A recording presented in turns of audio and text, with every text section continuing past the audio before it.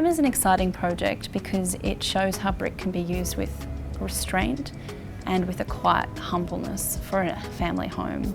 So what Hotham is doing is it's taking the principles of the existing house and the material of the existing house, but it's reinterpreting them into a new family home.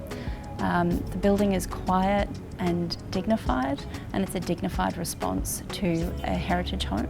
This one caught our eye because there was a confidence to challenge the normal approach. So we were adding 2 pavilions to a very fine mid-century Canberra house.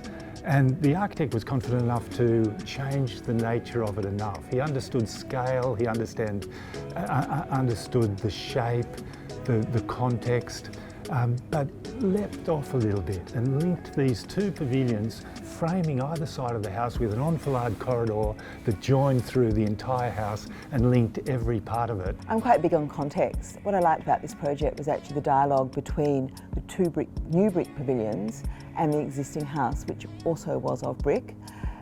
The architect had looked very carefully at the proportions of the new pavilions and really studied how they sat in relation to the existing brick building. People often think of Canberra as the very cold place, but it has 4 distinct seasons.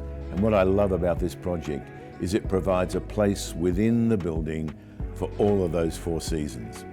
The use of materials, the contrast, deliberate contrast with the existing pavilion and the 2 extra pavilions was a shift. I mean, we all do it. We change the nature of the back of the house and all of that sort of stuff.